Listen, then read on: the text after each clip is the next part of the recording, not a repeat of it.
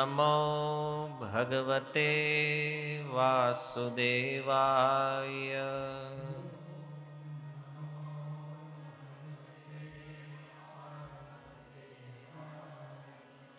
ઓમ નમો ભગવતે વાસુદેવાય.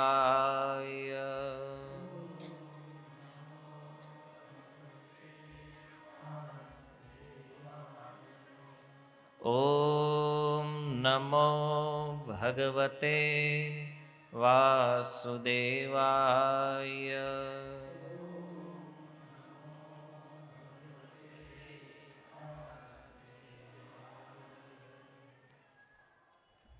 હરે કૃષ્ણ.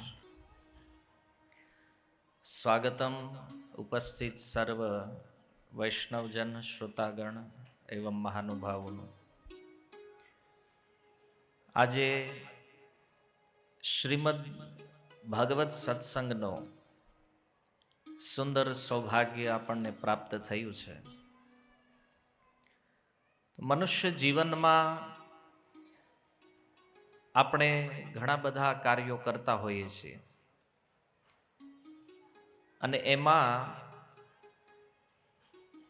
કોઈ કાર્ય આપણને એવું લાગે આ બહુ મહત્વપૂર્ણ છે અને આપણે એવા કાર્યોને જીવનનું લક્ષ્ય બનાવી દેતા હોઈએ. પણ એ કામ કરતા કરતા જ્યારે બહુ સમય નીકળે જીવનમાં, ત્યારે આપણને એવો અનુભવ થાય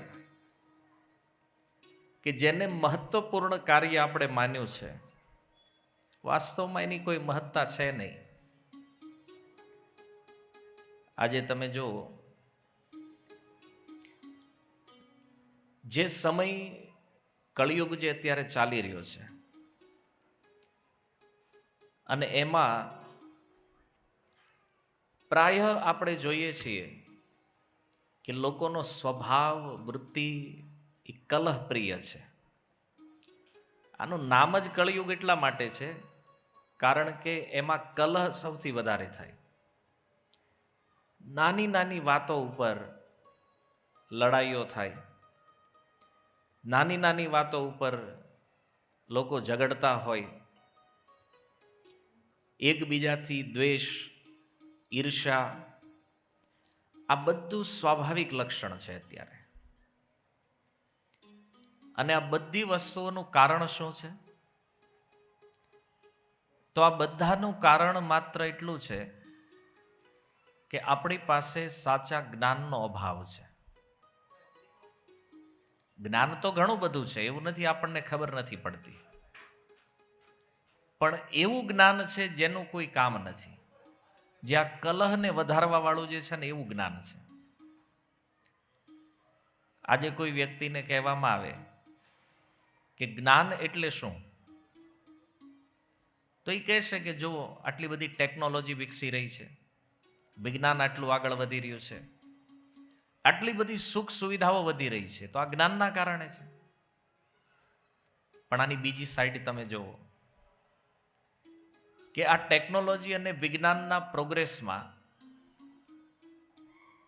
આપણે ક્યાં સુધી પહોંચ્યા કે આજે સંપૂર્ણ માનવ જાતિ ઉપર એક બહુ મોટો ખતરો છે.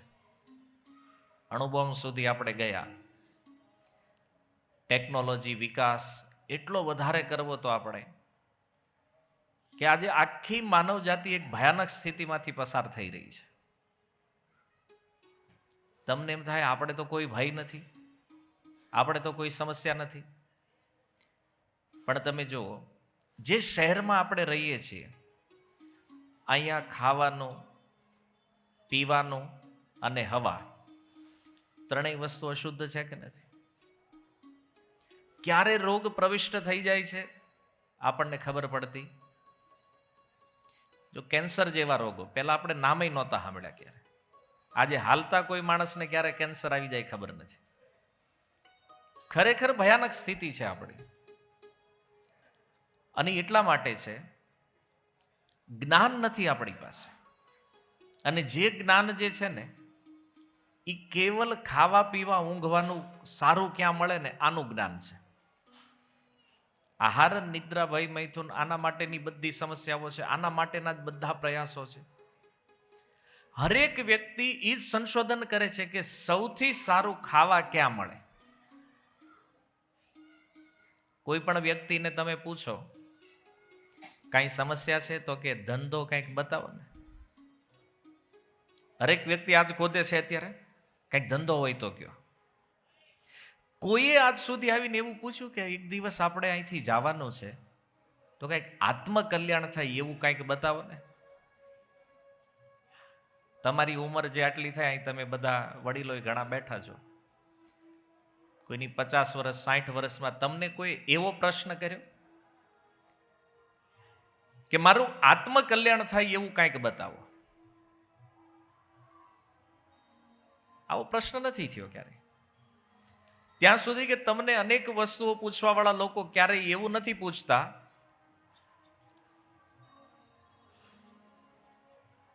કે ભાઈ હું કોણ છું પોતાના વિષયમાં. આપણું શાસ્ત્ર કહે છે અથાત તો બ્રહ્મ જિજ્ઞાસા. આપણે મનુષ્ય બન્યા છીએ તો આપણું સૌથી પહેલું કર્તવ્ય છે બ્રહ્મ જિજ્ઞાસા. આ વેદાંત સૂત્રનું પ્રથમ સૂત્ર છે. જે પણ મનુષ્ય બન્યા છે એને આ જિજ્ઞાસા થવી જોઈએ કે મારે દુઃખ જોતું નથી, છતાં દુઃખ ક્યાંથી આવે છે? કોઈ વ્યક્તિ દુઃખી થવાની ઈચ્છા કરે છે? નથી કરતા, છતાં આવે છે. પછી આપણે જોઈએ છીએ આ સંસારમાં કે ઘણા લોકો એવું કહેતા હોય કે અમે ક્યારેય કોઈનું ખરાબ નથી કર્યું, અમે એટલા સારા છીએ તો અમારી હારે આવું કેમ? અને પ્રાય આપણને દુનિયામાં એવું દેખાય છે કે સારા લોકો જે છે એની હારે ખરાબ થઈ રહ્યું છે અને જે ખરાબ છે એ જલસા કરે છે. તો આપણને એવું લાગે ભારી અન્યાય થયો છે આપણી હારે. આટલું નીતિથી જીવા, આટલું સારું તો આપણે કાંઈ હાંધામેળ નથી થતો, અને ઓલા હારા હાવ ગુંડા જેવી પ્રકૃતિના છે, જલસા કરે છે, ખોટા માણાનું જ હાલે છે એવું એક દ્રઢ આપણા મનમાં થયું છે. તો આવા બધા પ્રશ્નો જે થાય છે આપણી અંદર, આને બ્રહ્મ જિજ્ઞાસા કહેવામાં આવે છે. જો આપણે મનુષ્ય બન્યા છીએ તો એક દિવસ આ સંસારથી આપણે નીકળવાનું, આ કન્ફર્મ છે. આ કોઈ શાસ્ત્રની બહુ ઊંડી વાતો નથી. બધા લોકો જાણે છે આ જ્ઞાનને કે એક દિવસ આપણું મૃત્યુ થવાનું છે. બધાને આ વસ્તુ ખબર છે. અને છતાં બધા લોકોનો પ્રયાસ એ છે કે વધારેમાં વધારે ભોગોની પ્રાપ્તિ કેમ થાય ને એની પાછળ દોડે છે. જાણકારી બધા પાસે છે, પણ સમસ્યા ક્યાં છે કે આવી જિજ્ઞાસાઓ, આવા પ્રશ્ન આપણી અંદર ક્યારેય થયા નથી. અને માની લો ક્યારેક થઈ ગયા, ક્યારેક આવો પ્રશ્ન થાય તે ક્યારે હું છું કોણ? આપણે આટલી બધી માથાકૂટ, આટલી બધી મહેનત કરીએ છીએ તો એક દિવસ તો આ બધું મૂકીને નીકળી જવાનું છે. તો ક્યારેક કોઈને જઈને આ પ્રશ્ન પૂછવાની ઈચ્છા થાય, પણ એડ્રેસ ખબર નથી કોને જઈને પૂછવું. કારણ કે જ્યાં પૂછવા જાય એમ કે ધંધો કરાય.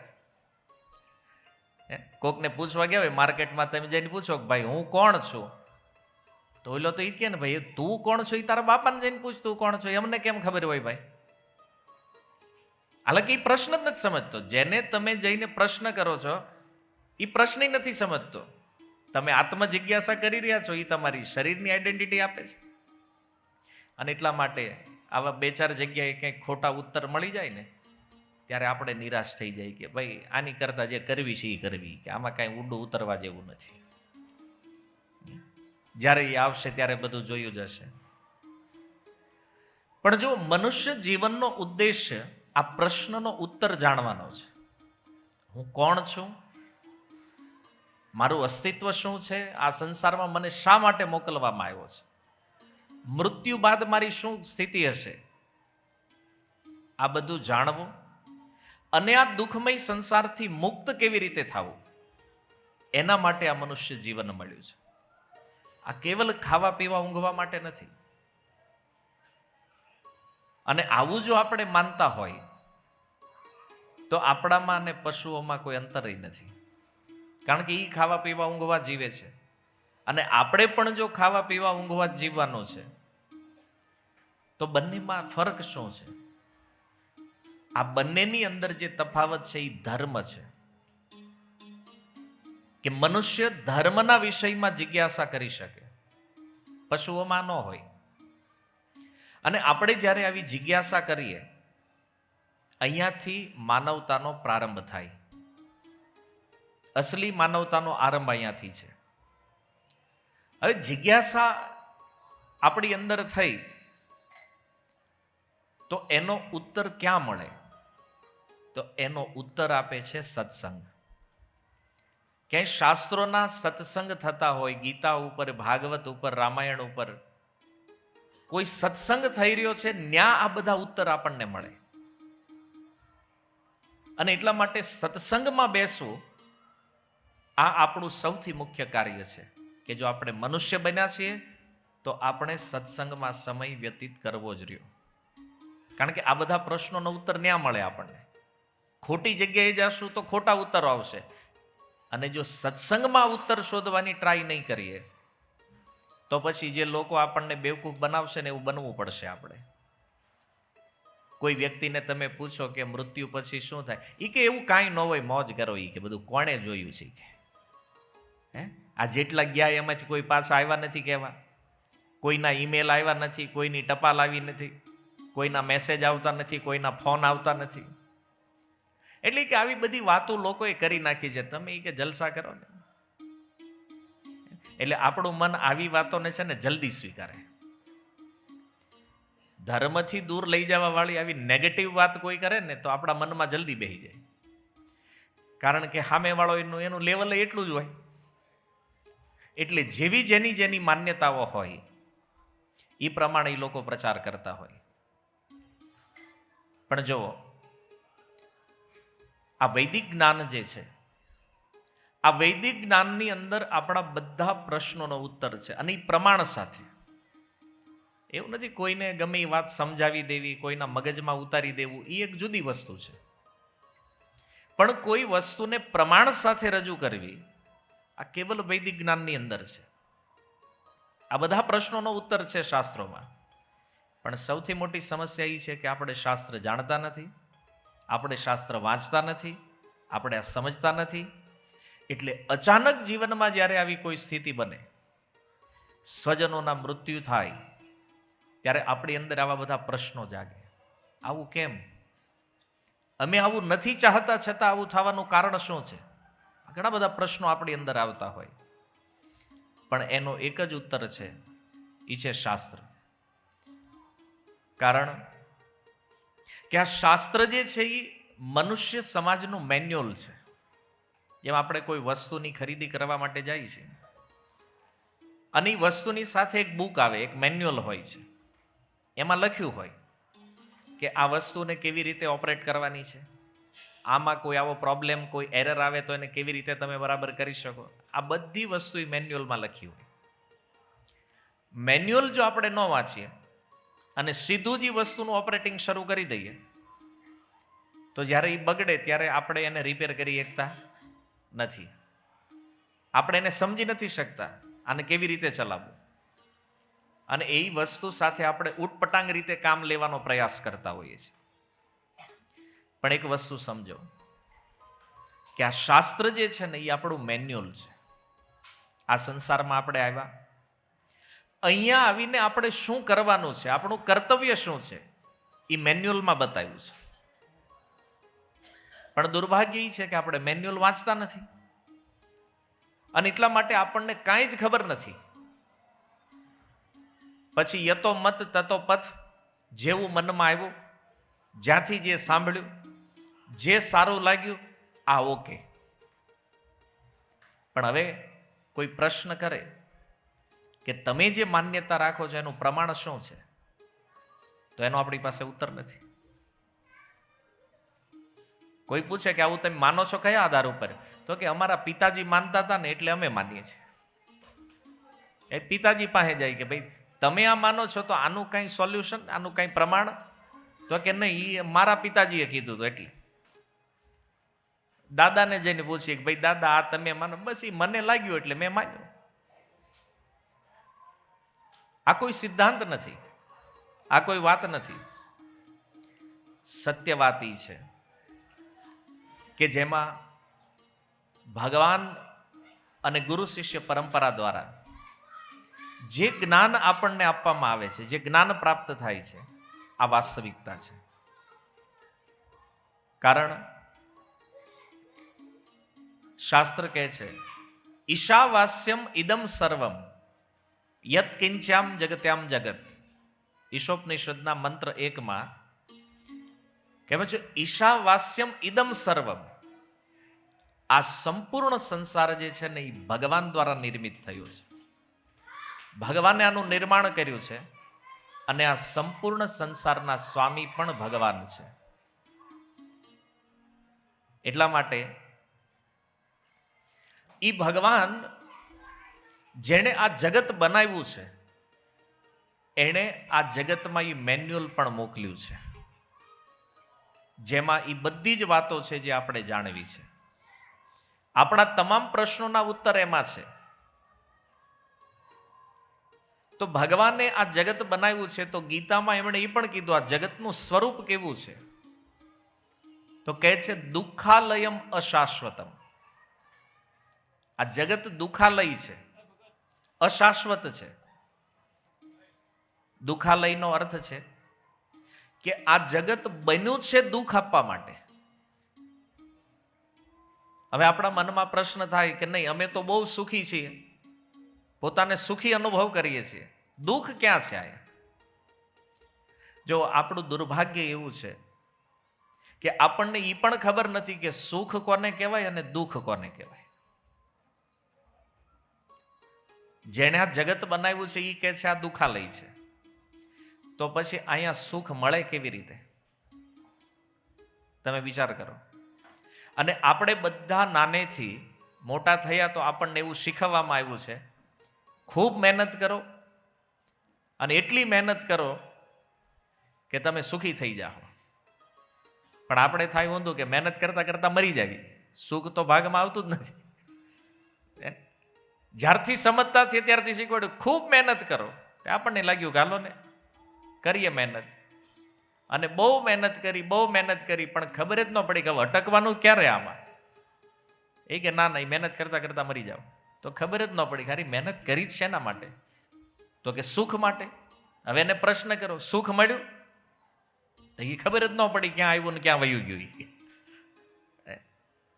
શું કામ આવું થાય? જ્ઞાન નથી ને આપણને. જો ભગવદ્ ગીતા આપણે વાંચતા હોત તો એમાં ક્લિયર ભગવાન કહે છે, અર્જુન દુઃખાલયમ અશાશ્વતમ. આ સંસાર દુઃખાલય છે અને અશાશ્વત છે. હવે જેણે બનાવ્યું છે એ વ્યક્તિ કહી રહ્યા છે કે આ દુઃખાલય છે, તો આપણે માનવા તૈયાર નથી. આપણને આ સુખાલય લાગે છે. કેમ? એ કે અહીંયા મહેનત કરશું, એવી મહેનત કરશું ને એક દિવસ સુખી થઈ જાવ. આપણા બધાના મનમાં એક વિચાર છે કે એક દિવસ આપણે સુખી થઈ જશું.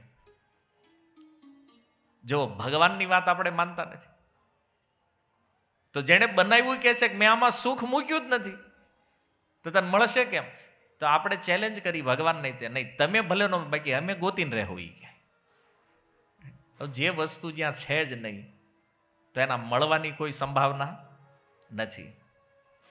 આવું એટલા માટે લાગે છે કે અસલી દુઃખ આપણે જાણતા નથી. આપણે કોઈને પૂછીએ દુઃખ શું છે, તા કે અત્યારે તો ધંધો નથી, એ દુઃખ છે. મોટામાં મોટું ધંધો ન હોવું એ દુઃખ છે. શાસ્ત્રને પૂછો દુઃખ શું છે, તો એ કહે છે જન્મ, મૃત્યુ, જરા અને વ્યાધિ. આ અસલી દુઃખ છે. આ સંસારમાં જન્મ લેવો એ જ એક દુઃખ છે. પણ આની વિપરીતતા જુઓ, જ્ઞાન નથી ને. કોઈનો જ્યારે જન્મ થાય ને આખું પરિવાર એટલું ખુશ હોય, અને થવું જોઈએ, ભાઈ એવો જન્મ થયો છે, ઓલો રોતો હોય બિચારો જેણે જન્મ લીધો છે. કેમ? એ રડે છે કારણ કે એને ખબર છે કેટલું દુઃખ ભોગવીને હું અહીંયા પ્રગટ થયો છું ભાઈ. અને આખું ઘર હેપી બર્થડે, લોકો બર્થડે મનાવતા હોય, આનંદ કરતા હોય. તો આ વિચારવા જેવું છે કે આપણે જ્યારે સંસારમાં આવીએ છીએ ત્યારે આપણે રડતા હોય, આખું જગત હસતું હોય, બધા લોકો ખુશ હોય.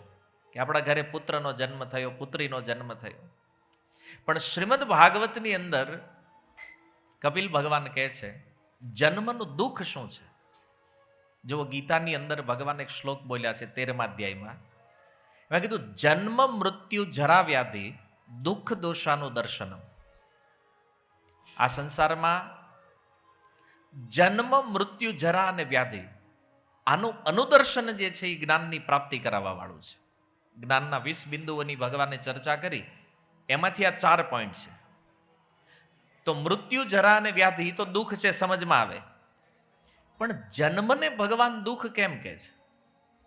આ એક વિચારવા જેવો વિષય છે. જન્મને દુઃખ શા માટે કીધું છે?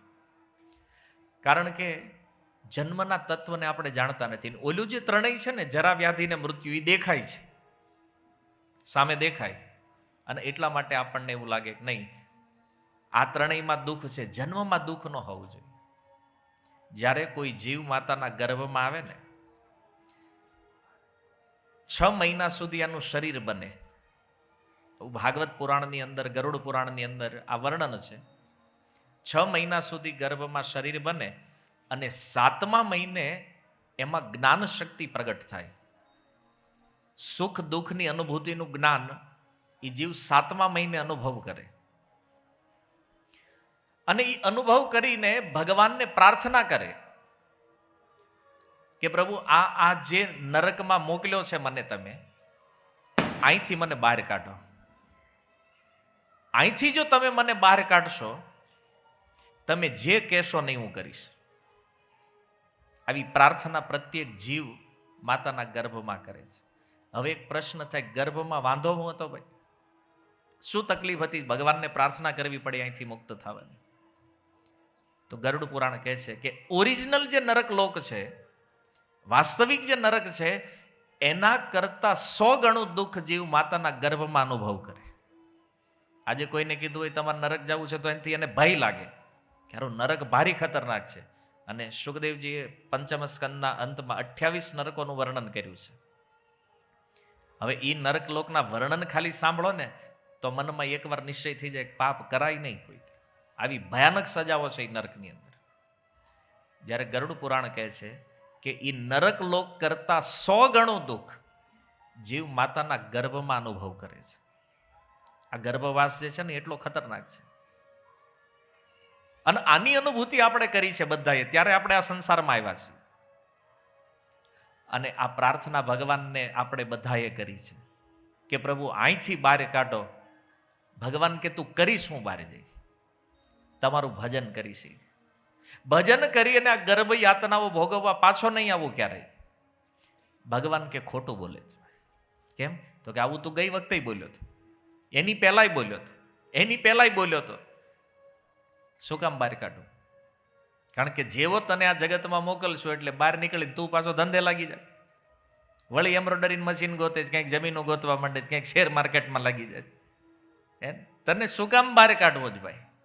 એ કે નહીં પ્રભુ, કાંઈ ધંધામાં નહીં પડું, પણ મને આવી એક પ્રાર્થના છે જીવોની. આ કોઈ અસત્ય વાત નથી, આ પણ ભાગવતની અંદર છે. પણ જુઓ, ભગવાન કરુણામય છે. ભગવાન વિચાર કરે છે કે આને એક ચાન્સ આપીએ. ઓર મનુષ્ય તો બનવા જઈ રહ્યો છે, કદાચ ભજન કરીને મુક્ત થઈ જાય, ઓર એક ચાન્સ આપે છે ભગવાન. પણ એ ગર્ભની સ્થિતિ શું છે? કપિલ ભગવાન કહે છે ગર્ભ એટલે મળ મૂત્ર લોહી માંસ પરુનો એક ખાડો, એક ખાબોચું, જેમાં આપણે એ જીવ એક નાનું એવું શરીર 9 સેન્ટીમીટરની સાઈઝ હોય અને એમાં એ બંધાયેલો હોય, ધનુષ આકારમાં હોય વળેલો જીવ. સીધે સીધું નથી કે બેડ ઉપર હોતા હોય એમ હોતા હોય. 9 સેન્ટીમીટરની જગ્યા છે ગર્ભની અંદર. આ તો વિજ્ઞાનથી આપણે જોઈ શકીએ. અને એમાં એ બાળકને ધનુષના આકારમાં બેન્ડ વાળી દીધો હોય, પ્લાસ્ટિકની થેલીમાં પૂરી દીધો હોય ને એમ. 6 મહિને ઓર જેવું એક પ્લાસ્ટિક જેવું આવરણ બને જીવ ઉપર, અને એમાં એ બંધ થઈ જાય, આખો આમ બેન્ડ થઈ ગયો હોય, માથું ને પગ બે અડી ગયું હોય. આજે ટેકનોલોજી છે, આપણે જોઈ શકીએ આ દ્રશ્ય શું હોય ગર્ભનું. અને એમાં જે જીવ જંતુઓ, બેક્ટેરિયા જે છે એમાં ચટકા ભરતા હોય, અને ચટકો ભરે ને એની પીડા થાય. પણ જો ત્યાં તો કોઈ સામર્થ્ય છે નહીં એની પાસે, અત્યારે કંઈક કીડી બટકું ભરે તો આપણે ખંજવાળી લઈ, ગર્ભમાં શું કરે? હલવાનું સામર્થ્ય નથી એની પાસે. એ પીડાને સહન ન કરીએ કે એટલે બેહોશ થઈ જાય, મૂર્છિત થઈ જાય. વળી પાછો ભાનમાં આવે, વળી એ પીડા મળે, પાછો બેહોશ થાય, અને આવી રીતે ક્યારેક ભાનમાં આવે, ક્યારેક મૂર્છિત થાય, અને આમ કરતા કરતા એ 9 માસ વ્યતીત કરે.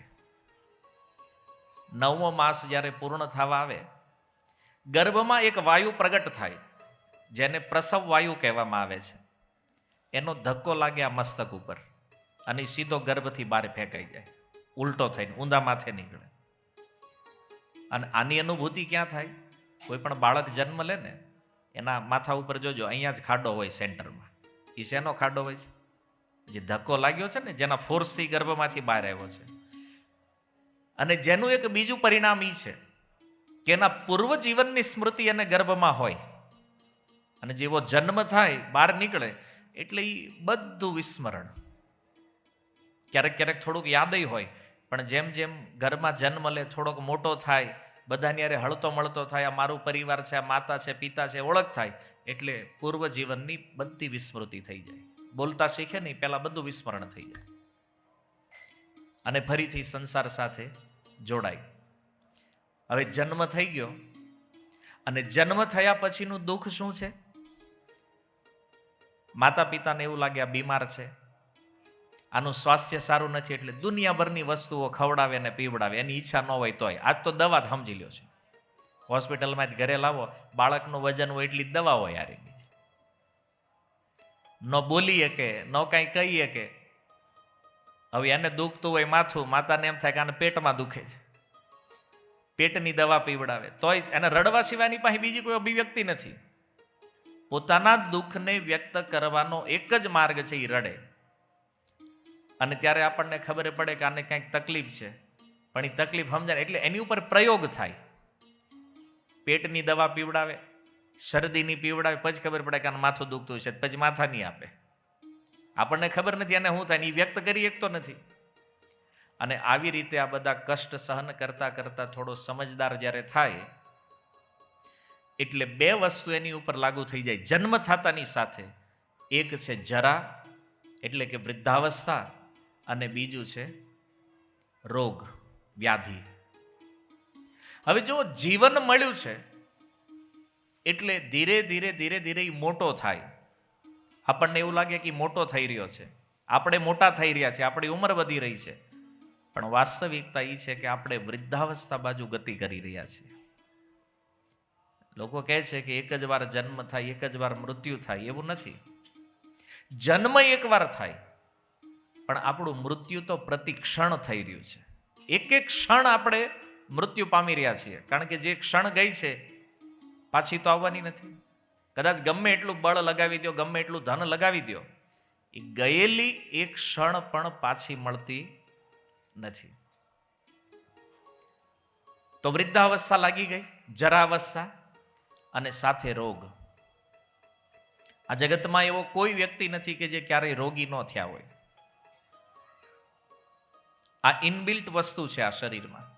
જન્મ, જન્મની સાથે વ્યાધિ અને જરા, અને અંતે મૃત્યુ.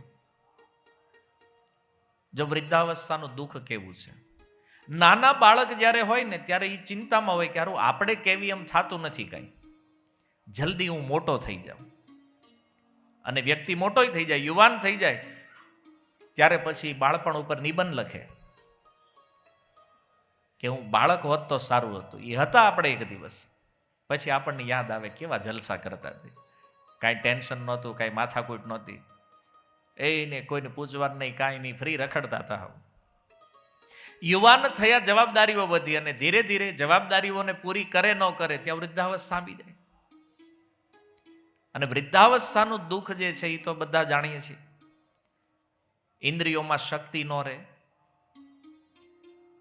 પહેલા જેવો ઉદ્યમ કે વ્યવસાય વ્યક્તિ ન કરી શકે, ઘરમાં એક જગ્યાએ પડ્યું રહેવાનું. એક સમય હતો જ્યારે એ જે પરિવારનું પાલન કરતા હતા, એ પરિવાર હવે એનું પાલન કરવા માંડ્યા છે. એક સમય હતો જ્યારે એના કહેવાથી આખું ઘર ચાલતું હતું, હવે આખું ઘર જેમ કે ને એમ એને હાલવું પડે.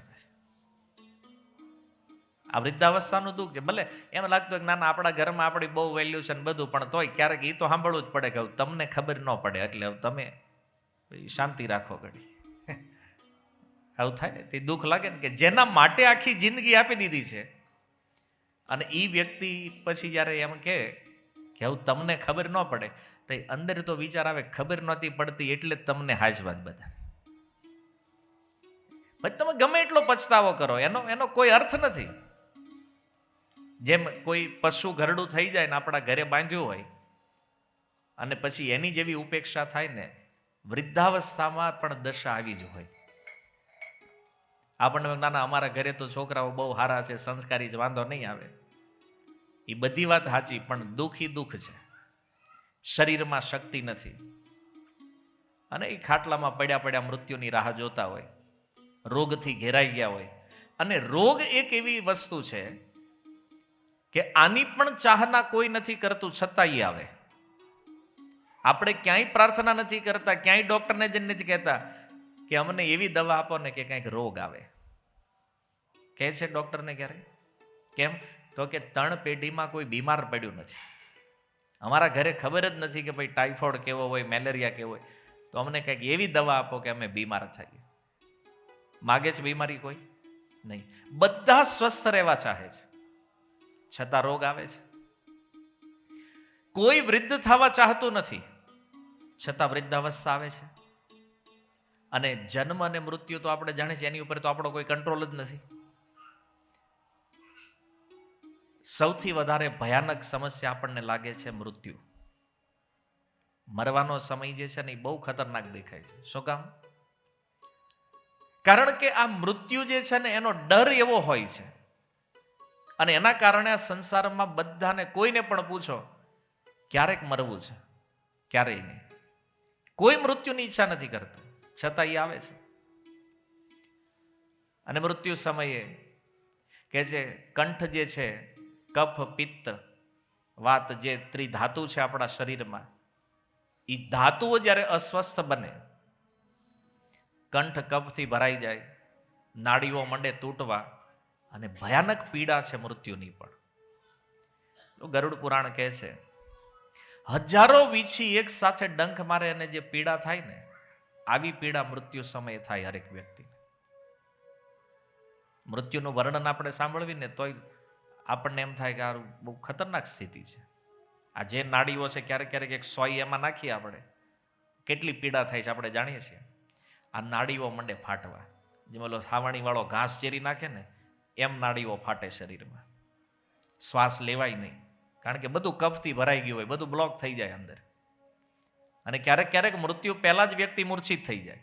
અને મૂર્છિત અવસ્થામાં, કારણ કે અંતઃકરણની એક લિમિટ છે દુઃખને, પીડાને સહન કરવાની, અને એ અંતઃકરણ જ્યારે આ પીડા સહન ન કરી શકે એટલે વ્યક્તિ મૃત્યુ પામે. આને સમજાવવા માટે એક સુંદર ઉદાહરણ છે, મૃત્યુની પીડા શું હોય. ઘણીવાર લોકો એમ કહેતા અમારા દાદાનું મૃત્યુ તો એટલું સારું થયું ને બિચારા કાંઈ હેરાન ન થયા, આમ બસ ખુરશીમાં બેઠા હતા ને માથું ઢળી ગયું.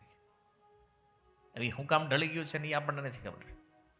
આ તો બહારથી આપણને દેખાય છે કે આનું મૃત્યુ બહુ સારું થયું છે, પણ વાસ્તવિકતા એ છે કે એ અંતઃકરણની પીડાને સહન નથી કરી શક્યા.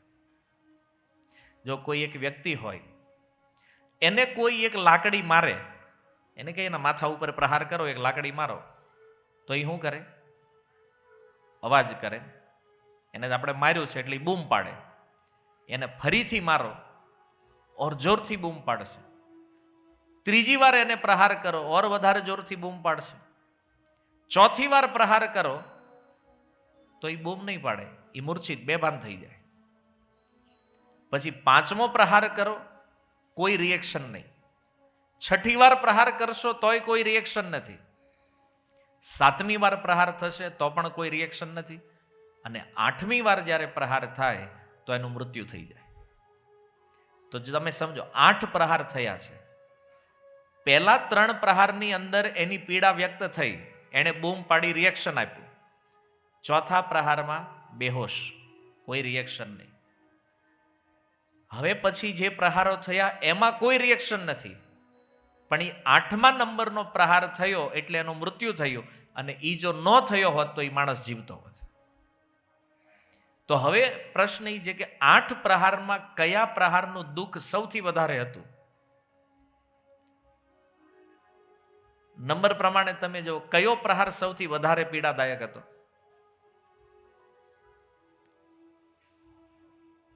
વાત સમજાય મેં કીધું? કયા પ્રહારની પીડા સૌથી વધારે હશે? નથી, આઈડિયા નથી આવતો. 8મા નંબર.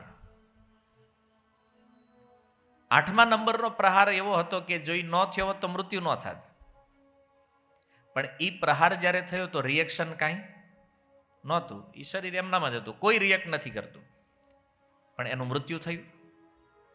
આ સેમ સ્થિતિ છે કે આપણને એવું દેખાતું હોય કે આની કાંઈ પણ પીડા કે કાંઈ પણ દુખાવા સહન કર્યા વગર જ આ નીકળી ગયા છે, તો એવું નથી. એ પીડા અંદર અનુભવાય છે. જેમ 8મા પ્રહારની પીડા એ વ્યક્તિ અંતઃકરણમાં અનુભવી છે અને એનું મૃત્યુ થઈ ગયું છે. તો આ મૃત્યુની સ્થિતિ જે છે એ પણ ભારી ભયાનક છે.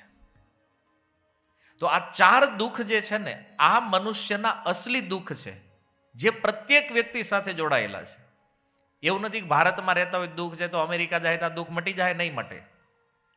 ત્યાં જન્મ મૃત્યુ જરા વ્યાધિ લાગુ પડશે. તો કોઈ કે કામ કરો ને યુરોપ વયા જાય તો ત્યાંય આ સમસ્યા. વિશ્વ બ્રહ્માંડમાં જેટલા પણ જીવ છે આ બધાને આ 4 સમસ્યાઓનો સામનો કરવો પડે છે. આ છે અસલી દુઃખ. અને આ મનુષ્ય જીવન મળ્યું છે આ દુઃખથી મુક્ત થવા માટે. અને આપણે એનો ઉપયોગ ક્યાં કરીએ છીએ? ખાવા પીવા ઊંઘવામાં. સુખી થઈ જાવ આ જગતમાં એક દિવસ, અને બધા એ જ વિચારમાં હાલે છે, એક દિવસ સુખી થઈ જાવ. પણ જેણે આ જગત બનાવ્યું એ ભગવાન કહે છે આ જગતમાં સુખ છે જ નહીં. ગોતો તમે. અને ક્યાંક ક્યાંક એવું લાગે છે કે સુખ મળ્યું છે, એને પકડવાની ટ્રાય કરો છો, એ ટકતું નથી. સુખ હાવ નથી એવું નથી, ક્ષણિક સુખ છે, થોડી વાર મળે પાછું વયું જાય. ઉદાહરણથી તમે સમજશો. રવિવારની રજાનો આનંદ કેવો હોય? આજે રવિવાર જ છે ને. અને જેને આજ રજા હશે એ તો ખુશ હશે સવારથી. આજ રવિવાર છે, આજ રજા છે. હે ને? હું પ્લાનિંગ કરશું તો કે પિક્ચર જોવા જશું, કે રેસ્ટોરન્ટમાં જશું, કંઈક ફેમિલી હારે કોઈના ઘરે બેહવા જવું, એ તો બધા પ્લાનિંગ કર્યા છે. અને સાંજે એને પૂછો તો હા ઓલા આપણી ભાષામાં કે લંઘાઈ ગયો હોય. હાન થાય ત્યાં. શું કામ? કારણ કે હું કાલે સવારે પાછું જવાનું છે, ઓફિસે જવું પડે ને ભાઈ સવારે. તો સોમવારથી લઈને પછી મંગળ, બુધ, ગુરુ, શુક્ર અને શનિવારે પાછો ખીલે. શું કામ? તો કાલે રવિવાર ખીલે ને પાછો. કે હવે કાલે રવિવાર આવવાનો. અને એમાં જો શેઠ કે બપોર સુધી ચાલુ છે કાલે, પીડા હૃદયમાં ઘણી થાય, પણ ભાઈ વિચાર કરે કાંઈ નહીં, હાલો અડધો દી તો છે ને, કે અડધો દી રજા છે, વાંધો નહીં, અડધો દી તો આપણા માટે ઘણું છે. તો એ રવિવારનું 1-2 કલાકનું સુખ લેવા માટે, કારણ કે એ બપોરે ઘરે પગે પછી જમે નવરો થાય તે 2-2:30 વાગી જાય. હવે 2:30 વાગે વિચાર કરે કે હવે હું પ્રોગ્રામ બનાવું, એટલે વિચારવામાં 5 કલાક નીકળી જાય ક્યાં જવું. હે આ કહેતા હોય કોકના ઘરે બેહવા જવું, ઘરવાળા કે ના બહાર જવું છે, એટલે એ બેયનું ડિસ્કશન પૂરું થતા થતા કલાક એમાં નીકળી જાય. એટલે મૂળ આનંદ કરવાના 2 થી 3 કલાક હોય, અને એ 3 કલાકના આનંદ માટે એ સોમથી શનિવાર આ ગધા મજૂરી કરે. આ ક્ષણિક સુખ માટે. એટલે અને ખાલી આ રજાના સુખની વાત નહીં, જીવનમાં જેને જેને આપણે માનીએ છીએ કે આ સુખ છે, તમે તત્વથી વિચાર કરજો શાંતિથી. આ પ્રોગ્રામ પૂરો થાય ભાઈ ઘરે જઈને, કે એની હાટું આપણે કેટલી મહેનત કરીએ છીએ એ સુખને લેવા માટે. અને એનો સ્વભાવ કેવો છે? મળી તો જાય છે, આપણને એમ લાગે પકડી લીધું જ, ટકતું નથી. અને ટકાવવું મુશ્કેલ છે. અને આપણે ચાહીએ છીએ કે આ સુખ શાશ્વત બનેલું રહે, હંમેશા માટે રહે, પણ નથી રહેતું. કેમ? કારણ કે છે નહીં. જો આ છે ને ગધેડાના ગાજર જેવું છે. એક ગધેડો હતું, તો એ ગધેડાને એના મિત્રએ સલાહ આપી એને હોય ને મિત્રો બે ભેગા થયા છે કે, તો ઓલો જે ગધેડો એ સ્વતંત્ર હાથે રખડે, ગમે ત્યાં ચરે, ગમે ત્યાં ખાય, ગમે ત્યાં મજા કરે. તો એક દિવસ રવિવારે બે ભેગા થયા ગધેડા. તો ઓલો જે ગધેડો નોકરી કરતો હતો એને પૂછ્યું ઓલા ગધેડાએ, ઈ કે તું અહીં નોકરી કરે છો, આમ કેમ મજા આવે તને નોકરીમાં? ઈ કે હા, મારે શું વાંધો? ઈ કે જો ટાઈમે ખાવા પીવાનું મળી જાય, આપણા માલિક છે, બસ આનંદ કરીએ, મજા કરીએ. તો ઈ કે હું ખા છો તું? તો ઈ કે હું ઘાસ ખાવ. અચ્છા, એ ઘાસ ખાવા માટે મહેનત શું કરવાની? ઈ કે જો અહીંથી વાર ઉપાડવાનો, નદી કાંઠા સુધી લઈને જવાનો, નદી કાંઠેથી વળી પાછો ભાર આવે એ અહીં ઘર સુધી લઈને આવવાનું, આ મારું કામ. પગાર શું મળે? તો કે લીલું ઘાસ. તો એલો બીજો ગધેડો જે હતો ને એ કે આ જ ઘાસ મને વગર ભાર ઉપાડે મળે છે.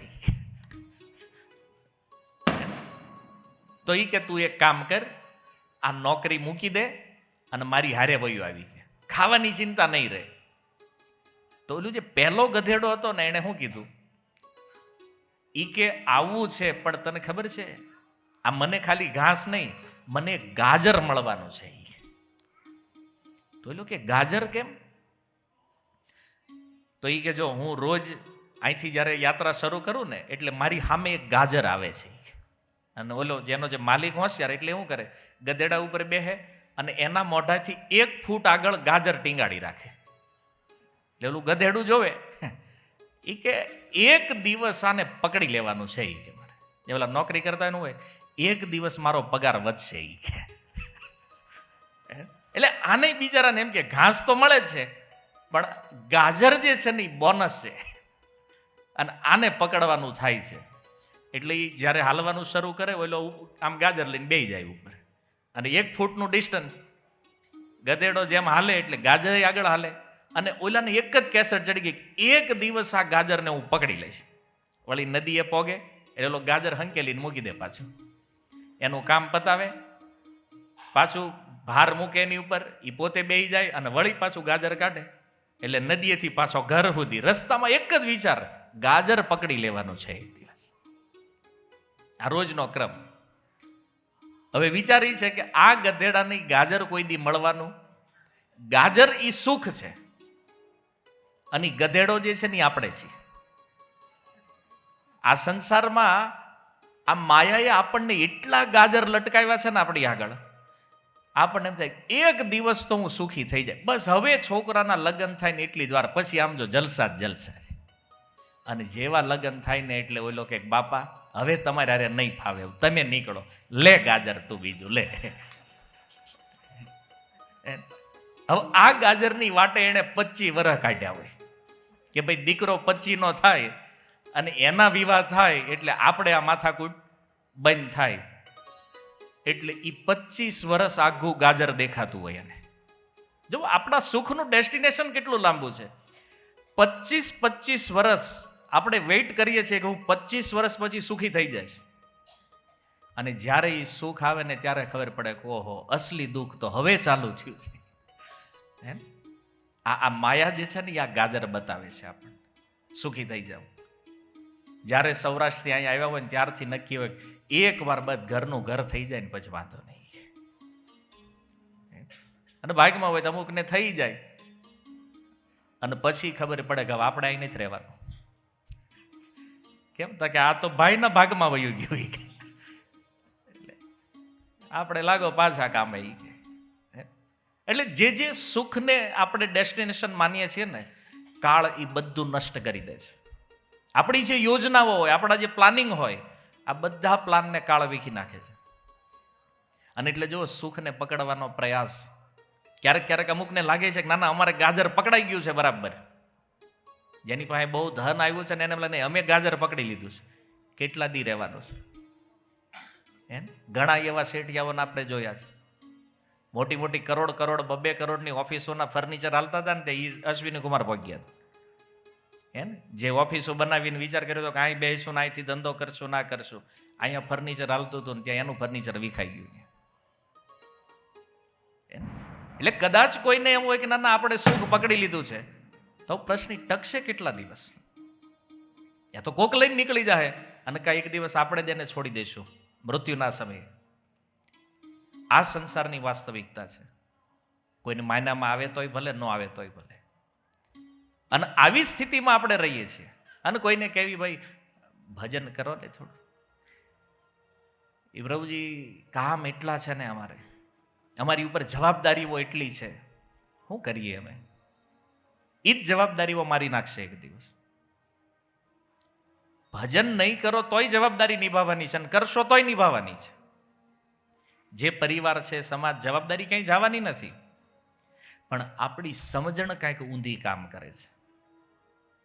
આપણને એવું લાગે છે કે જો આપણે આ બધું નહીં કરીએ તો શું થાય?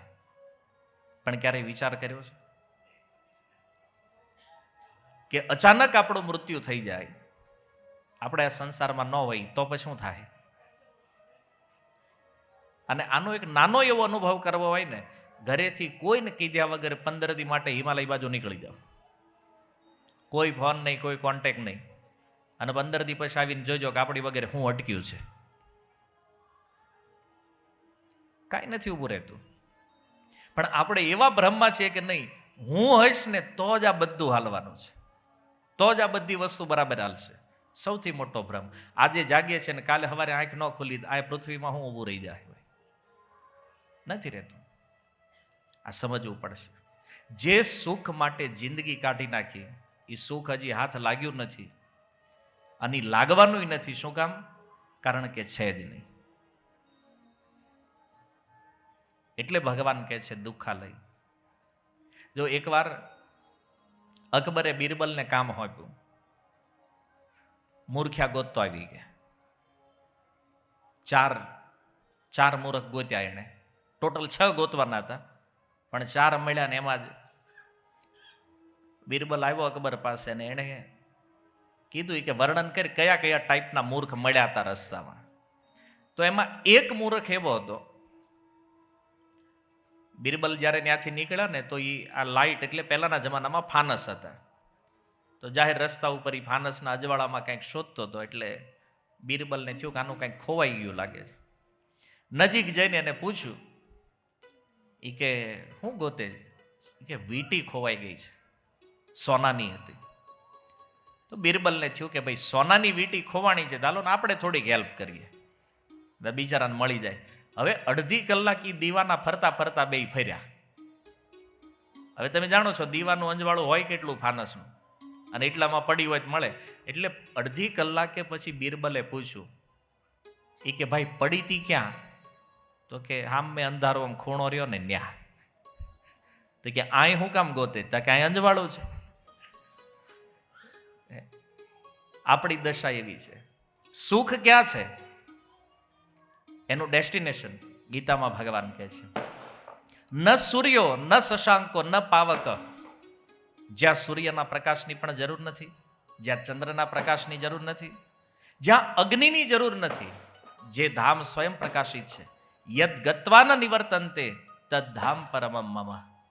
કહે છે અર્જુન, મારું ઈ ધામ છે કે જ્યાં અહીંથી ગયા પછી એ જીવ ક્યારેય આ જન્મ મૃત્યુમાં પાછો આવતો નથી. શાશ્વત સુખ જે છે એ ભગવાનના ધામમાં છે. અને આ જગત જે છે ને, ભગવાન કહે છે અધોમૂલમ ઉદ્વ શાખમ. તો આ જગત વાસ્તવિક જગતનું ઊંધું પ્રતિબિંબ છે. આપણે નદી કિનારે જઈએ અને નદી કાંઠે જે ઝાડ હોય ને એનું ઉલટું પ્રતિબિંબ નદીમાં દેખાય આપણને, ઊંધું. એમ વાસ્તવિકતા ભગવાનના ધામમાં છે, અને આપણે અહીંયા છીએ પ્રતિબિંબમાં. આ ઉલટું પ્રતિબિંબ છે એનું. તો વિચાર કરો કે અસલી સુખ જો ભગવાનના ધામમાં છે તો અહીંયા શું છે? નકલી સુખ, પ્રતિબિંબ છે આ. હવે મૂળ વૃક્ષ કિનારે ઊભું છે, એનું પ્રતિબિંબ નદીમાં છે, અને એ નદીના પ્રતિબિંબમાં કોઈ ફળ લાગેલું જોવે અને ફળને પકડવાનો પ્રયાસ કરે તો એ ફળ એના હાથમાં લાગે ખરું? નથી લાગવાનું. એની જેમ આ જગતમાં સુખ શોધવાના ગમે એટલા પ્રયાસ કરો, આ સુખ હાથ લાગવાનું નથી. અને કોકને એમ છે ને કે મને હાથમાં સુખ આવી ગયું છે, તો એ નદીની અંદર એ ફળના પ્રતિબિંબને પકડવા જેવું છે. સફરજનનું ઝાડ હોય, એનું પ્રતિબિંબ નદીમાં પડે અને ઓલો નદીના પાણીમાં સફરજનને પકડવાની ટ્રાય કરે અને એ સફરજન એને એમ લાગે કે હાથમાં આવી ગયું, અને જેટલો મોજમાં હોય ને એટલા મોજમાં આપણે છીએ આ જગતમાં સુખ જોઈ. કારણ ટકવાનું નથી. પાણીનો જે કંઈક લહેર આવે એટલે વળી પાછું ગાયબ. હાથ મુઠ્ઠી ખોલો તો કાંઈ ન હોય. એમ આખું જીવન એ સુખની પાછળ ગાડાની જેમ દોડ્યા, મળ્યું કાંઈ નહીં. પણ જો વાસ્તવિક સુખ જે છે એ ભગવાનના ધામમાં છે. એટલે મનુષ્યનું લક્ષ્ય એ છે કે આ જન્મ મૃત્યુ જરા વ્યાધિને પાર કરી અને શાશ્વત ભગવાનના ધામ બાજુ પ્રયાણ કરવું. આ ઉદ્દેશ્યથી આપણને મનુષ્ય બનાવવામાં આવ્યા છે. આ હારે પરિવાર જે મળ્યું છે, સમાજ જે છે, આ કમાવું, આની સેવા કરવી, એ બધું સાઈડ કામ છે. આ મનુષ્યનું અસલી કામ છે કે ભગવાનનું ભજન કરી હવે મરવાનું તો છે એકવાર. કારણ કે ગીતાનો સિદ્ધાંત છે જાતસ્ય હિ ધ્રુવર મૃત્યુ ધ્રુવમ જન્મ મૃતસ્ય છે. એકવાર જેનો જન્મ થયો છે એને મરવું તો પડશે. તો આપણે જન્મી ગયા છીએ એટલે મૃત્યુ તો આવવાનું છે, પણ એકવાર એવી રીતે મરવું છે કે ફરીથી જન્મવું પડે નહીં. એના માટેનો આ ઉપાય છે સીધો, કે આ સત્સંગ દ્વારા જ્યારે આ ભજનની પ્રક્રિયાને આપણે જાણી લઈએ તો આપણે આપણો ઉદ્ધાર કરી શકીએ. નહીતર આ માયામય સંસારની અંદર આવું બધું દેખાડ, આ મૃગજળ જેવું છે. મૃગજળ જોયું છે ને? આપણે 1 કિલોમીટર દૂર ઊભા હોય અને રોડ ઉપર આપણને દેખાય કે 1 કિલોમીટર આગે તો પાણી છે, રોડ ઉપર આખું દેખાય છે ને. અને જ્યારે આપણે ત્યાં જઈએ તો ન હોય. ઘણી વાર લોકો એમ કહેતા હોય નહીં, સગી આંખે જોઈને તો જ માનવી. લ્યો, આ દુનિયામાં જ આપણી આંખ આપણને છેતરે છે. આપણને અહીંથી ત્યાં જળ દેખાણું આ સાચું છે ખોટું છે? દેખાય છે ને, સામે છે. જે વિશ્વાસ કરે નહીં સગી આંખે જોવી તો જોઈ લ્યો તો, અને ત્યાં જાવી છે તો હોતું નથી. સેમ આ સંસારમાં છે. સુખ દેખાય પણ છે નહીં. શું કામ? ભગવાને છે ને આ જગતમાં દુઃખ બનાવી અને એની ઉપર બોર્ડ મારી દીધું સુખ. બનાવ્યું છે દુઃખથી અને બોર્ડ હેનું માર્યું છે? સુખ. એટલે આપણને એમ છે કે આમાં મળશે એક દિવસ. પણ જો એક કવિ બહુ સુંદર કહે છે, સંભવ છે કે લક્ષ્મીજી ગરીબ થઈ જાય. કોઈ દી થાય નહીં, પણ એ કહે છે કે એકવાર માની લ્યો કે લક્ષ્મીજી ગરીબ થઈ જાય અને સૂર્યની અંધારા હારે મીટિંગ થઈ જાય. લક્ષ્મીજી ગરીબ થઈ જાય અને સૂર્યની અંધારા હારે મીટિંગ થઈ જાય. તમે વિચાર કરો તો આવું થાય નહીં. હવે સૂર્ય અંધારા હારે મીટિંગ કરવા આવે તેને ક્યાં બેયનો મેળ કરે ભાઈ? થાય નથી. બની શકે કે રેતીમાંથી તેલ નીકળે. રેતીને મશીનમાં નાખીને પી લો તો સંભવ થાય કે એમાંથી તેલ નીકળે, પણ આ જગતમાં સુખ નીકળે આ વાતમાં કોઈ માલ નથી. આનાથી હવે સમજમાં આવી જાય આપણને કે આ સંસારની સ્થિતિ શું છે. એટલા માટે સુખની કામનાઓને છોડી અને ભગવાનને ભજન કરવાનો પ્રયાસ કરવો જોઈએ. જે પ્રારબ્ધ અનુસાર કર્મમાં છે એ બધું મળવાનું જ છે, વગર માગે. ઘણાને એમ હોય, અત્યારે લોકો એ બધી આ મોટિવેશન સેમિનારમાં જાઓ ને એટલે હાર્ડ વર્કિંગ કરો, હાર્ડ વર્કિંગ કરો. ખેડૂતો મરી ગયા ખેતરમાં હાર્ડ વર્કિંગ કરી કરીને, ભેગું ન થયું. અહીં સુરત આવ્યા જો ફોનમાં કરોડો માંડ્યા રળવા. કોણ હાર્ડ વર્કિંગ કરે છે? નથી ને. પિક્ચર ક્લિયર છે સામે. કોઈ એમ કહેતું કે મહેનત કરો તો જ મળે, તો મજૂર આપણી કરતા પૈસાવાળા હોવા જોઈએ. હોવા જોઈએ કે નહીં? નથી. આપણી સમજણમાં ફરક છે. આ જગતમાં સુખ એક કલ્પના છે, અને જેને માની લઈએ છીએ ને આપણા મનનો ભ્રમ છે. જેમ એ જાંજવાના જળમાં, એ જળ છે નહીં છતાં દેખાય છે. એમાં સંસારમાં સુખ નહીં હોવા છતાં દેખાય છે, અને આ જ આપણું એટ્રેક્શન છે, એમાં આપણું આકર્ષણ થાય. હું એક દિવસ સુખી થઈ જઈશ, એ દિવસ કોઈ દી નહીં થવાનો ભાઈ. જેના લગ્ન ન થતા હોય એને એમ થાય કે આપણું થઈ જાય ને એટલે આપણે સુખી થઈ જાવ. થઈ ગયા પછી ખબર પડે કે ઓહો આ નહોતું કરવાનું. થાય છે દુનિયામાં કોઈ પણ અનુભવ લઈ લો આપણી જિંદગીના, જે અનુભવ આપણે કરીએ છીએ એમાં બધામાં અનુભવ પહેલા એમ લાગે કે સુખી થઈ જાવ. કોઈ મોબાઈલ લેવા જાય, હમણાં એપલનો ક્રેઝ વધારે છે, કોઈને એમ થાય કે 1.5 લાખનો ફોન લઈ લે, અને ફોન લીધો હોય એવો મૂડમાં હોય તેથી પહેલો ઈએમઆઈ આવે ને પછી બધો આનંદ સમાપ્ત થઈ જાય. હપ્તો જ્યારે નાખવાના આવે ને પહેલો એટલે એને પૂછો કે હવે કેમ લાગે, તો કે ન લીધો હોત તો સારું હતું. આ સ્થિતિ છે. એટલા માટે સત્ય સ્વરૂપ ભગવાન છે, અને આ જગત જે છે ને એની માયા છે. અને માયાનો અર્થ મા એટલે જે નથી, યા માને જે છે, અર્થાત જે નથી એ છે એવું કરીને જે બતાવે આનું નામ માયા છે. અને વાસ્તવિક સત્ય જે છે ને એ ભગવાન છે. એટલા માટે ગીતામાં ભગવાન કહે છે, અર્જુન મન મના ભવ મદ ભક્તો મધ્યાજી મામ નમસ્કુરુ. હે અર્જુન તું મારો ભક્ત થા, મને નમસ્કાર કર, મારી પૂજા કર. ક્લિયર ભગવાન કહે છે. તો એક પ્રશ્ન, શું થશે શું આનાથી? માની લો અર્જુન એક પ્રશ્ન કરે ભગવાનને કે ભાઈ તમારી ભક્તિ કરીએ તમને શરણાગત થઈ જાય, તમારી પૂજા કરીએ તમને નમસ્કાર, આનો ફાયદો શું છે? તો આનો ફાયદો એ છે કે ભગવાનના ભક્ત બનવાથી મૃત્યુ બાદ આ સંસારમાં આવવું નહીં પડે પાછું. ભજનનો ફાયદો શું છે?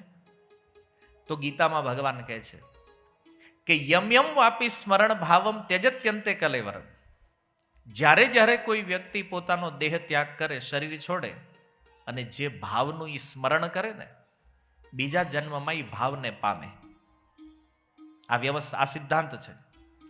માની લો અત્યારે કોઈને બહુ એમ હોય કે નહીં અમારે કામ જ કરી લેવું છે, છોકરાને ઘરે છોકરા ધંધે લાગી ગયા હોય તોય હેઠા ન બેહતા હોય, એના માટે શું કહે છે ભગવાન? આ મનુષ્ય શરીર આની હાટું નથી, આ આત્મ સાક્ષાત્કાર માટે મળ્યું, ભજન કરવા માટે કામ જ કરવું છે ને, આને બળદ બનાવો, આને ગધેડો બનાવો. આ બધા શરીર, આ વેરાયટી એટલા માટે છે કે ઘણા અમને કામ વગેરે ગમે, નવરા ગમે નહીં, તે માળા કરીને, તો કે ના ઈ નહીં, ઈ રહેવા જોઈએ, માળા ઈ નથી કરવી, બાકી બધું કરવું છે. અમારા એક પ્રભુજી છે, એને એવો એક અખતરો કરેલો, આ એક પ્રયોગ. બંગાળમાં છે ને, બંગાળમાં આજે ઘણું પાછળ છે, તો ત્યાં 50 રૂપિયામાં મજૂરી કરે લોકો આખો દિવસ, સવારથી સાંજ સુધી. આપણી કરતા હજી 50 વર્ષ પાછળ છે બંગાળ અત્યારે. તેણે ઈ ગયા એક દી ખેતરમાં, 15-20 મજૂરને બોલાવ્યા, અહીંયા આવો કે હું કરો છો? એ કહેતા કે આ મજૂરી કરીએ છીએ. કેટલા મળે? 50. 200 આપી છે કે હાલો મારી હારે. લાવ્યા મંદિરે, એને મંદિરે લાવ્યા ને એક સરસ એસી હોલમાં બેહાર્યા, અહીં બેસી જાઓ બધા. ઈ કે બે ગયા, બધાને એક માળા આપી. તમારે મજૂરીનો ટાઈમ છે સવારે 10 વાગ્યાથી સાંજે 5 વાગ્યાનો.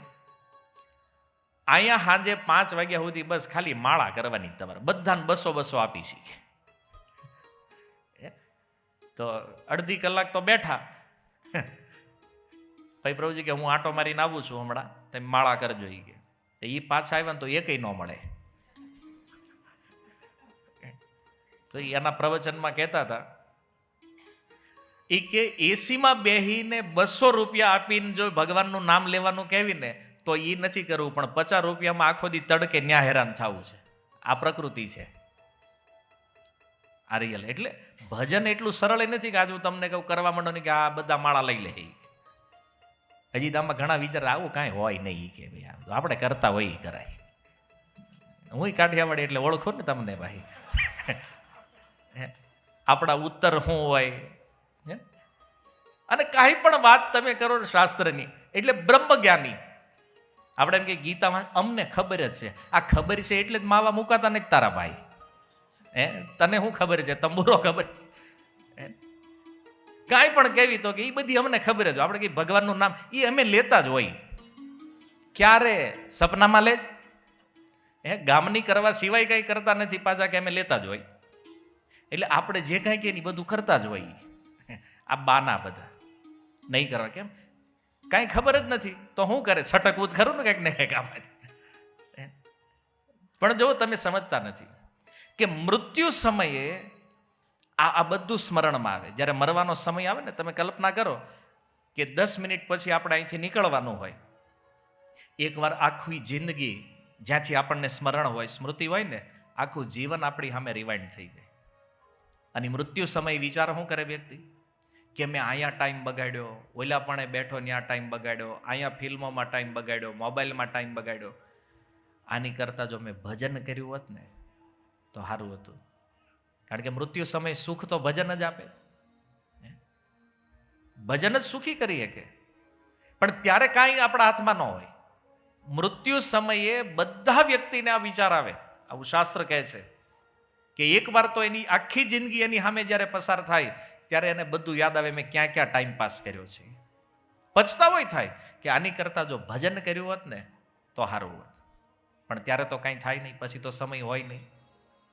અને આવું વિચારતા વિચારતા અને છેલ્લું સ્મરણ શું થાય, તો એ આ શ્લોક ભગવાન કહે છે કે જેવો ભાવ, મતલબ આખી જિંદગી જે કામ કર્યું છે ને એ છેલ્લે સ્મરણમાં આવે. હવે કામ જ જેના મનમાં ઘૂસી ગયું હોય તો ભગવાન કહે કે તું આ ગધેડો છે, બળદ છે, આ બધા શરીરના માટે. અમુકને ખાવાનું મગજમાં કરી ગયું હોય, 5-5 ટાઈમ ખાતા હોય દિવસમાં. ભગવાન કે આ શરીર એના માટે નથી, કે ખોટી જગ્યાએ આવી ગયું હતું. આને હાથી બનાવો, ભલે ટન મોઢે ખાય, વેલ માછલી બનાવો, બધું જ ગળી જાય. આ બધા શરીરો એટલે જ બન્યા છે. આ જો આપણને એક પ્રશ્ન થાય, 84 લાખ પ્રકારના શરીરો છે, કેમ 85 પૂરા ન કર્યા રાઉન્ડ ફિગરમાં, 90 નો રાખ્યા, 80 નો રાખ્યા, 84 કેમ? તો મૃત્યુ સમયે જે ઈચ્છાઓ થાય ને એ 84 લાખ પ્રકારની ઈચ્છાઓ હોય. અને જેવી ઈચ્છા એવું બીજું શરીર. આ પ્રકૃતિની વ્યવસ્થા છે. એટલે ગીતામાં ભગવાન કહે છે, અર્જુન યમ યમ વાપી સ્મરણ ભાવમ ત્યજત્યંતે કલેવરમ. મૃત્યુ સમયે જે ભાવનું સ્મરણ થશે એ જ ભાવને બીજા જન્મમાં પ્રાપ્ત કરવાનો છે. અને એટલા માટે ભગવાન કહે છે, અંતકાલે ચ મામેવ સ્મરણ મુક્ત્વા કલેવરમ. હે અર્જુન, જો અંત સમય કોઈ મારું સ્મરણ કરે તો એ ફરીથી આ સંસારમાં નહીં આવે. પણ વિચારવા જેવી વાત એ છે કે અંત સમયે ભગવાનનું સ્મરણ થાય કેમ? તો એ આજીવન ભજન કર્યું હોય તો છેલ્લે નામ યાદ આવે.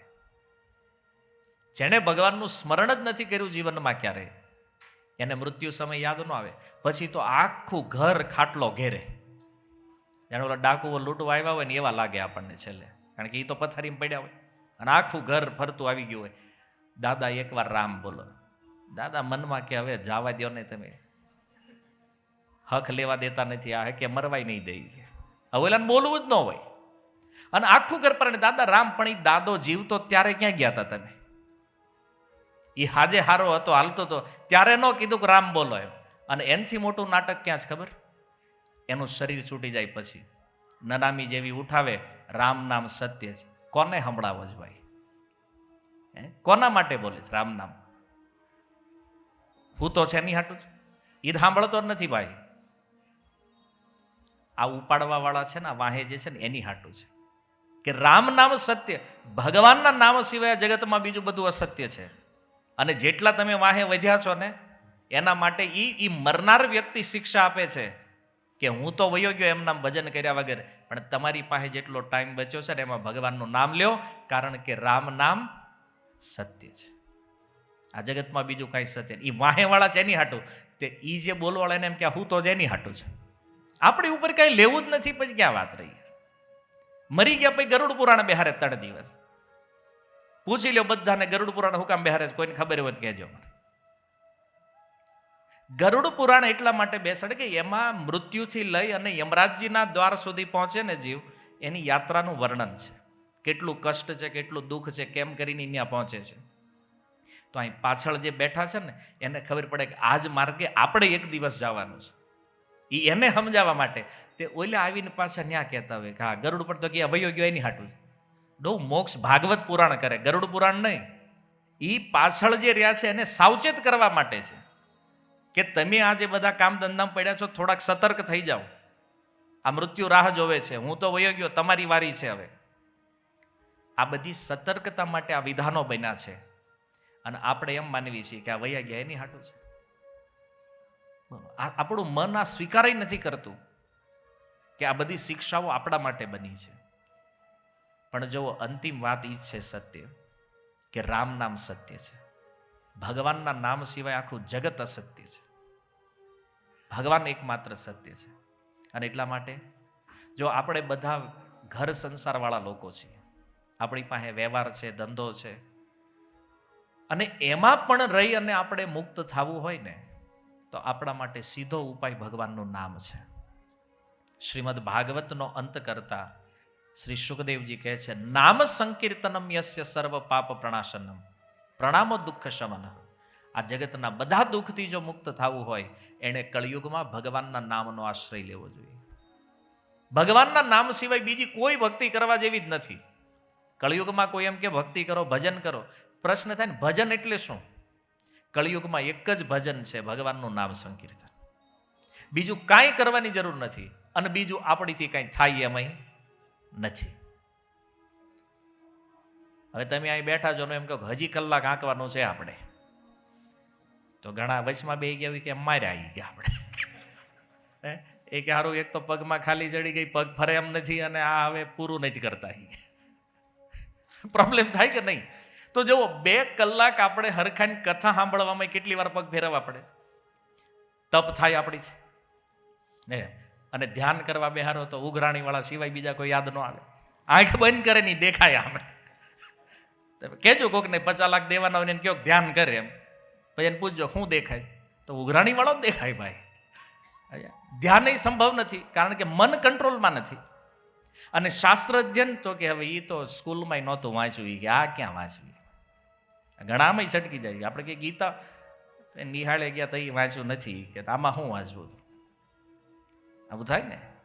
હવે આપણે આ બધામાં અસમર્થતા બતાવીએ છીએ, આપણે કાંઈ થાય એમ નથી. પણ જો ભગવાનનું નામ એક એવું છે કે આમાં કોઈ ના ન પાડીએ કે આ અમે ન લઈએ શકીએ. શું કામ?